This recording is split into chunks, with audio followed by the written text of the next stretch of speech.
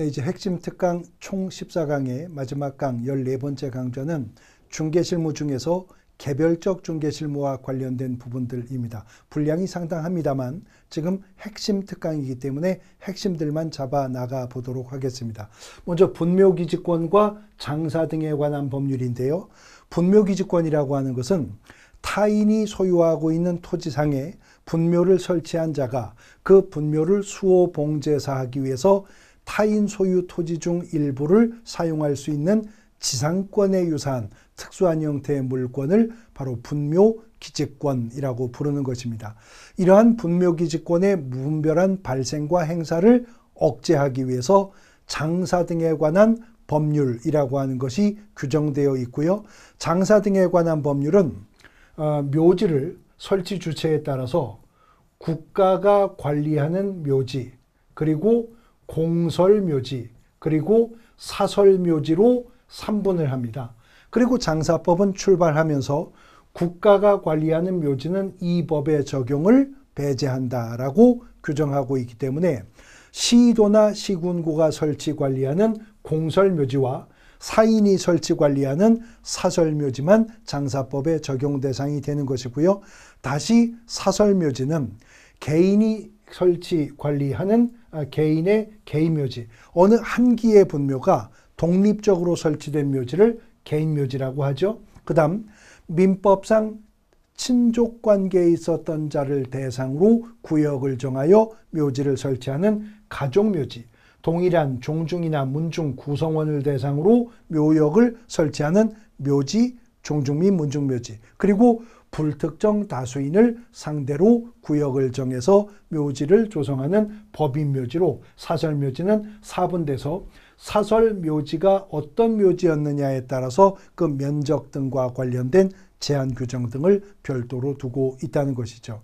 장사 등에 관한 법률은 분묘기지권의 무분별한 발생과 행사를 억제할 목적으로 입법된 법이기 때문에 장사법 시행된 이후에 설치된 공설묘지와 사설묘지는 30년간만 존재할 수 있습니다. 30년의 기간이 차면 그 후 1년 이내에 화장하거나 납골 처리하고 설치설물은 철거해야 되지만 단 한 번에 한해서는 30년의 범위 내에서 연장은 할 수 있도록 하는 예외 규정은 두고 있다는 것이죠. 자, 그 다음은 부동산 등기 특별조치법입니다. 부동산 등기 특별조치법 3조 1항에 따르면 계약을 원인으로 부동산의 소유권이 이전되는 경우에 해당 계약서 등에 관할 시장군수구청장이나 그로부터 위임을 받은 자, 이 위임을 받은 자는 읍면동장을 말합니다. 그 자의 검인을 받아 관할 등기소에 소유권 이전 등기 신청할 때 등기원인 증명서면으로 제출하도록 하는 제도가 바로 검인이라고 하는 제도인데, 검인을 신청하는 계약서에는 이 6가지의 내용이 빠짐없이 모두 기재가 되어 있어야 하고요.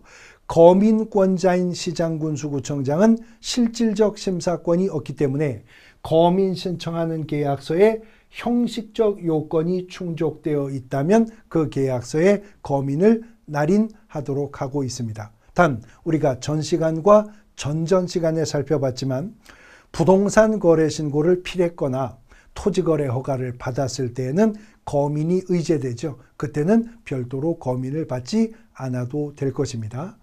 그 다음은 부동산 실권리자 명의등기에 관한 법률 공부를 하시는데요. 부동산 실명법은 명의신탁을 금지하기 위해서 입법이 된 법입니다. 그래서 이 법은 명의신탁 약정을 무효로 하고 그에 따르는 등기와 물권 변동도 무효로 하는 것입니다. 다만 부동산에 관한 물권을 취득하기 위한 계약에서 명의수탁자가 그 일방 당사자가 되고 타방 당사자는 계약 체결 당시 그자가 수탁자인 사실을 몰랐었다면 그때는 명의신탁 약정은 무효가 되더라도 등기와 물권 변동이 유효할 수 있다. 이른바 계약 명의신탁에서 발생할 수 있는 경우인 것이죠. 실명법은 이렇게 명의신탁을 금지합니다만 예외를 인정하는 경우가 있습니다. 채무 변제를 담보하기 위한 양도담보나 담보가등기 또는 상호 명의신탁이나 신탁재산인 사실을 등기하는 경우들이라면 이러한 사실을 등기관에게 소명했다면 위법한 명의신탁이 아닌 것으로 예외가 인정이 되는 경우가 있다는 것이고요. 또 부동산 실명법이 명의신탁을 금지하지만 특례를 인정하는 경우가 있습니다. 단 특례를 인정하는 경우라 하더라도 법령 위반 등을 목적으로 하지 않는 경우에 특례가 인정되게 되는데 종중의 부동산 명의신탁이나 법률혼을 전제로 한 배우자 간의 부동산 명의신탁이나 종교단체의 명의로 산하조직 보유한 부동산을 상회 명의로 등기하는 경우, 이러한 경우는 조세포탈이나 법령상의 제한의 회피나 강제집행의 면탈 등을 목적으로 하지 않는다면, 한마디로 말해 위법을 목적으로 하지 않는다면 실명법은 예외를 인정하게 될 것이다 라고 하는 것이죠. 다음은 주택임대차보호법입니다. 주거용 건물의 임대차에 관해서 민법의 특례를 둠으로써 국민의 주거생활 안정을 보장함을 목적으로 한다. 결국은 주택임대차 계약에서 임차인을 보호하기 위한 편면적 강행 규정의 성격을 가지고 있는 법이 주택임대차 보호법이라는 거죠. 그래서 임대차 계약 기간의 존속기간을 보장해서 기간에 정함이 없거나 2년 미만으로 정한 임대차는 기간을 2년으로 보겠다. 그러나 임차인을 보호하기 위한 법이기 때문에 만일 2년 미만의 약정이 있었다면 임대인은 주장할 수 없지만 임차인은 2년 미만의 약정이 있을 때 약정의 유효함도 주장할 수 있도록 하고 있는 것입니다. 주택임대차보호법이 개정되어 2020년부터 임차인은 1회에 한해서 임대인을 향해 계약갱신 요구권을 행사할 수 있고 이 경우에 갱신되는 임대차 존속기간은 2년으로 보기 때문에 임차인이 갱신 요구권을 행사한다면 4년간은 임차 목적물에서 안정적으로 가정생활을 영위할 수 있도록 되었다는 거죠. 그 다음 주택임대차보호법상의 임차인은 등기가 없어도 주택의 인도와 주민등록 전입신고를 마치면 그 다음 날 이길 0시부터는 제3자에게 임차권을 주장할 수 있는 힘이 생깁니다. 이것을 일컬어 대항력이라고 합니다. 이러한 대항력을 확보한 임차인이 임대차 계약 증서 원본에 확정일자 도장을 받게 되면 후순위 물권이나 기타 채권보다 보증금 전액을 먼저 배당받을 수 있는 이른바 우선변제권이라고 하는 것이 발생하게 되는 것이고요. 소액 임차인이라면 확정일자를 받지 않아도 단순히 대항력만 확보 유지하고 있어도 주택가액의 2분의 1 범위 내에서 선순위 담보 물권보다도 먼저, 심지어 국세, 지방세 등 당해 세금보다도 먼저 보증금 중 일정액은 1순위로 가장 먼저 배당받을 수 있는 이른바 최우선 변제권을 주장할 수도 있게 된다는 겁니다. 임대차 계약 기간이 경과하였음에도 보증금 반환이 이루어지지 않으면 임차인은 임대인 동의 없이 법원 등의 임차권 등기 명령 신청할 수 있는 제도도 두고 있습니다. 상가건물 임대차보호법은 주택임대차보호법을 표준 모델로 만든 법입니다만 주임법과는 달리 상가건물 임대차보호법의 전면 적용을 받기 위해서는 환산보증금이 일정액 이하가 되어야 한다는 건데요.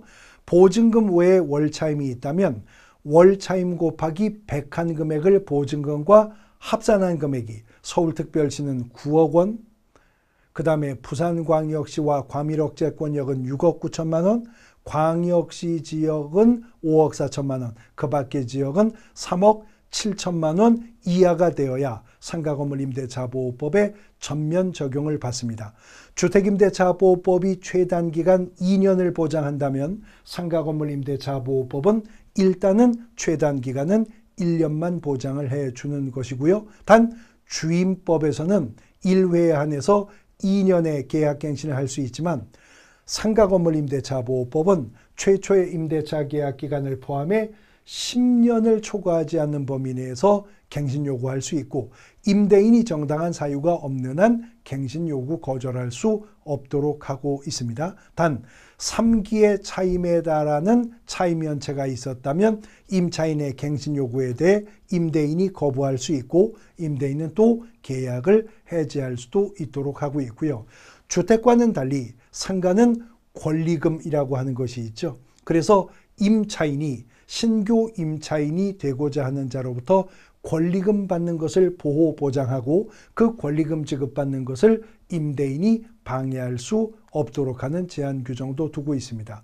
주임법은 주택의 인도와 주민등록 전입신고로 대항 요건을 확보한다면 상임법은 상가 건물의 인도와 사업자 등록 신청만으로 등기 없이도 이 길부터 제3자에게 대항력을 주장할 수 있도록 하고 있고요. 확정일자에 따르는 우선변제권은 주임법과 동일하지만 주임법과는 달리 상임법은 관할 세무서장에게 확정일자를 받는다는 점 차이가 있습니다. 소액 임차인에게 주택가액 2분의 1 범위 내에서 최우선 변제권을 보장하는 것은 주임법과 상임법이 공통 적용되는 부분인 겁니다.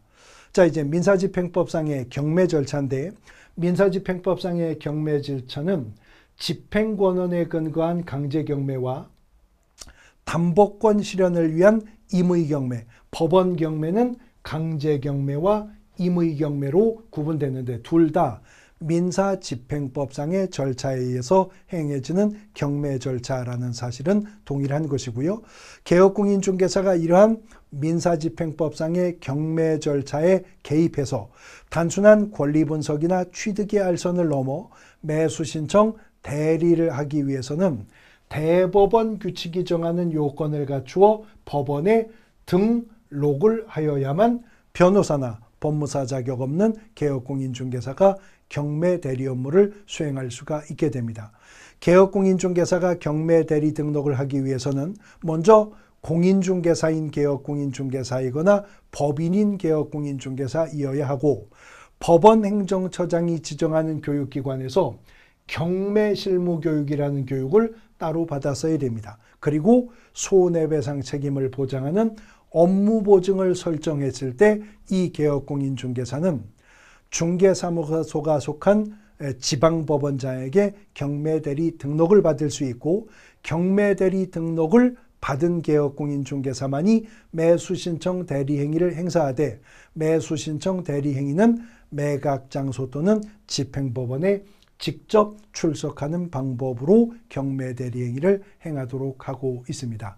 자, 이렇게 해서 총 14강에 걸쳐서 공인중개사 법령 및 중개 실무 과정의 모든 내용들의 핵심을 정리했습니다. 10분 단위로 14강으로 진행을 했기 때문에 말 그대로의 핵심, 그 뼈대만 추려서 살펴본 부분인데 이 정도도 집중하셔서 공부하셨다면 이제 수험서 등을 통해 공부하실 때 큰 흐름은 파악하고 공부를 하시기 때문에 훨씬 수월하게 학습에 임하실 것으로 예상이 됩니다. 지금까지 함께해 주신 학생 여러분 감사드립니다. 수고하셨습니다.